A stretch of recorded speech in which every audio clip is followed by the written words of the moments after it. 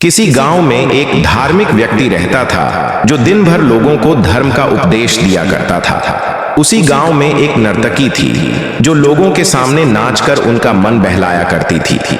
एक दिन गांव में बाढ़ आ गई और दोनों एक साथ ही मर गए।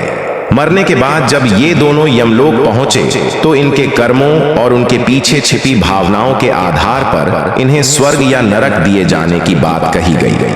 व्यक्ति खुद को स्वर्ग मिलने को लेकर पूरा आश्वस्त था। वहीं नर्तकी अपने मन में ऐसा कुछ भी विचार नहीं कर रही थी।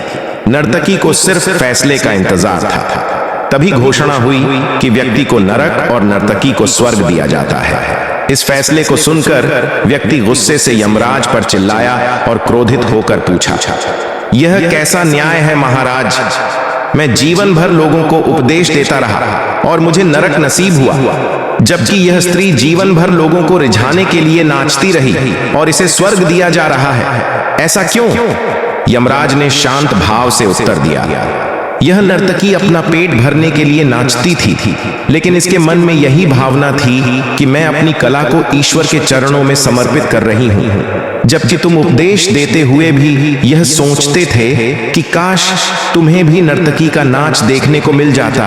हे व्यक्ति, लगता है तुम ईश्वर के इस महत्वपूर्ण संदेश को भूल गए कि इंसान के कर्म से अधिक कर्म करने के पीछे की भावनाएं मायने रखती हैं। अतः तुम्हें नरक और नर्तकी को स्वर्ग दिया जाता है।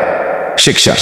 मित्रों, हम कोई भी काम करें उसे करने के पीछे की नीयत साफ होनी चाहिए, अन्यथा दिखने में भले लगने वाले काम भी हमें पुण्य की जगह पाप का ही भागी बनाते हैं।